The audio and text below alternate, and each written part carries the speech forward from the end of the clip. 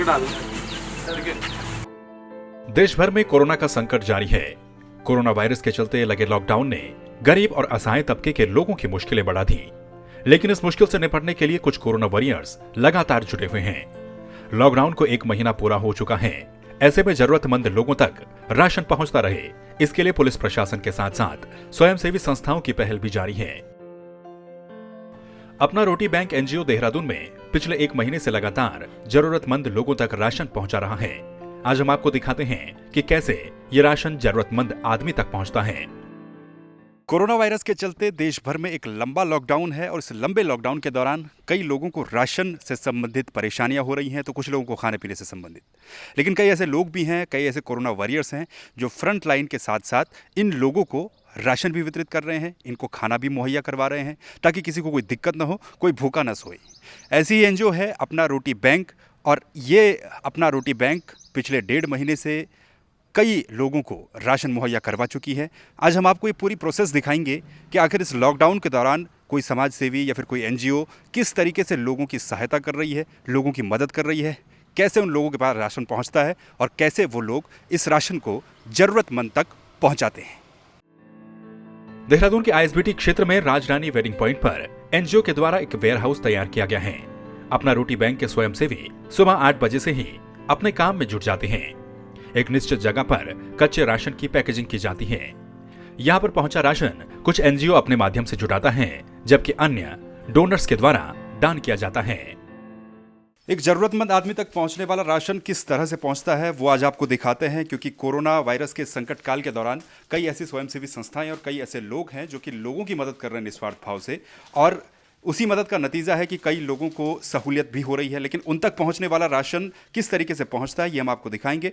मेरे पीछे आप देख सकते हैं पैकिंग चल रही है जो कच्चा राशन है उसकी, और ये अपना रोटी बैंक एनजीओ के स्वयंसेवी हैं, उनके वॉलंटियर्स हैं जो कि इस वक्त सुबह होते ही यहाँ पर पैकिंग करने के लिए आ जाते हैं, और यहाँ से ही ये राशन ज़रूरतमंद लोगों तक पहुँचता है पुलिस प्रशासन के जरिए या फिर दूसरे माध्यमों के जरिए। आप देख सकते हैं यहाँ पर पैकिंग की जा रही है, आटे की पैकिंग हो रही है, चावल की पैकिंग हो रही है, दाल, नमक, चीनी, इस तरह की चीज़ें एक किट में जो होती हैं उनको रखा जा रहा है। हिमांशु पुंडीर हमारे साथ हैं। हिमांशु जी, किस तरीके से पैकिंग यहाँ पर होती है और क्या एक किट में लोगों को उपलब्ध करवाया जाता है?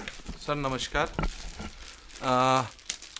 अपना रोटी बैंक जो एक सामाजिक संस्था है वो हमेशा से ज़रूरतमंद लोगों के लिए काम करती आई है, और हमारा एक प्रयास रहता है कि जितने भी हमारे प्रदेश में ज़रूरतमंद लोग हैं, भूखे लोग हैं, या जिन्हें राशन की प्रॉब्लम हो रही है, उन तक हम ये राशन घर घर जाके राशन पहुंचा रहे हैं। किस तरीके से, क्योंकि यहाँ पर जब आप लोग पैकिंग कर रहे हैं इस राशन की, तो इस राशन को अब यहाँ से आगे डिस्ट्रीब्यूट करने का जो प्रोसेस है वो किस तरह से है?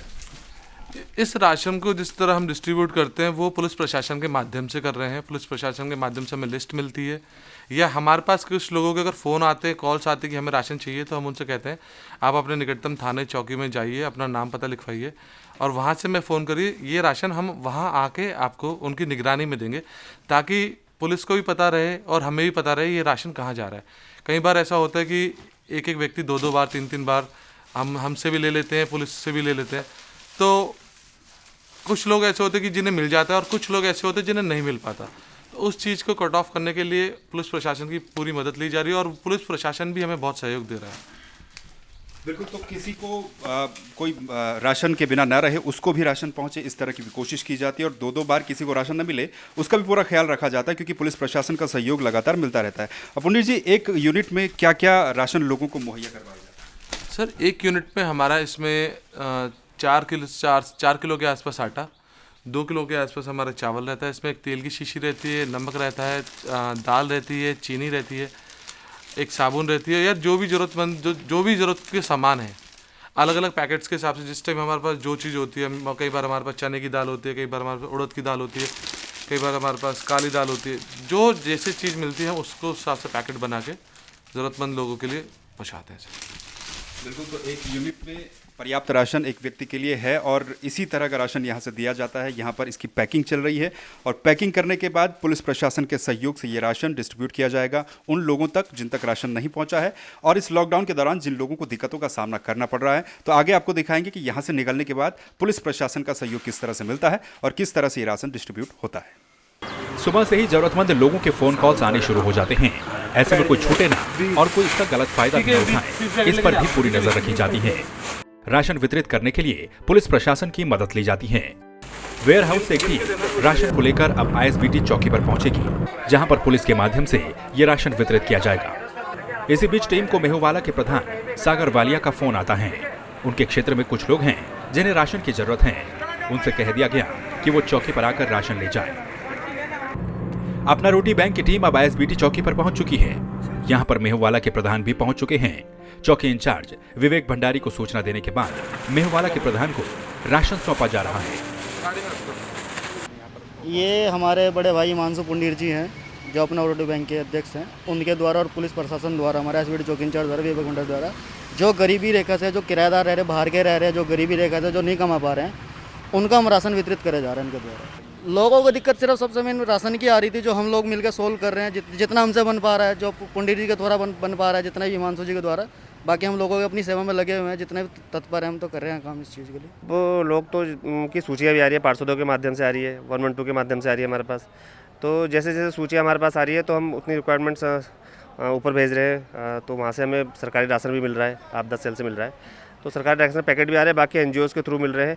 कुछ हमारे भी सोर्सेज हैं जिन लोगों से हम कह रहे हैं कि भाई आप हेल्प करने के लिए आगे आओ, तो वो लोग भी आगे आते हैं। तो फिर जैसे जैसे ज़रूरत के हिसाब से हम उस क्षेत्र में खुद जाके अपने कर्मचारी को भेजकर वहाँ राशन बंटवाते हैं। हाँ, लोग आ रहे हैं, काफ़ी लोग आ रहे हैं। तो कुक फूड है हमारे पास। अगर किसी को जो स्वयं बना नहीं सकते हैं, पहले जैसे ट्रक ड्राइवर होते हैं ट्रांसपोर्ट नगर में काफ़ी, तो वो स्वयं नहीं बना सकते हैं, तो उनको हम कुक फूड देते हैं और सुबह और शाम को डेली उनको खिलाया जाता है। और जो बना लेते हैं, जिनके घर में है सुविधा है कि भाई अपने के लिए खाना बना सकते हैं, तो उन लोगों के लिए हम कच्चा राशन उपलब्ध कराते हैं ताकि वो स्वयं खुद बना सकें। इसके अलावा भी अब ये टीम अन्य जगहों पर जाकर राशन वितरित करेगी। अपना रोटी बैंक एनजीओ के द्वारा इससे पहले भी देहरादून से बाहर जाकर कालसी के दूरस्थ क्षेत्रों में राशन बांटा गया। तब देहरादून के मेयर सुनील उनियाल गामा ने राशन वाहन को रवाना किया था। आर्थिक संकट से गुजर रहे हैं और उनके लिए राशन की व्यवस्था से लेकर जो है कई व्यवस्थाएं लेकर जो है आज यहाँ से अपनी गाड़ियों में जो है कालसी जा रहे हैं। कालसी में जो है वहाँ एक गांव में ये सामग्री वितरण करेंगे। अपना रोटी बैंक अभी तक लगभग 3000 से ज्यादा परिवारों को कच्चा राशन बांट चुका है, जबकि 25,000 से ज्यादा लोगों को पका हुआ भोजन मुहैया करवाया जा चुका है। जबकि राशन के साथ साथ लोगों को घर घर जाकर दवाइयां भी उपलब्ध करवाई जा रही हैं। तो वहीं लॉकडाउन में भूखे पशुओं को भी खाने की व्यवस्था करवाई जा रही है। इस मुश्किल घड़ी में ये एनजीओ न सिर्फ राशन लोगों तक पहुंचा रही है, बल्कि लोगों का मनोबल भी बढ़ा रही है। और आप भी ऐसे कोरोना के कर्मवीरों का मनोबल बढ़ाइए।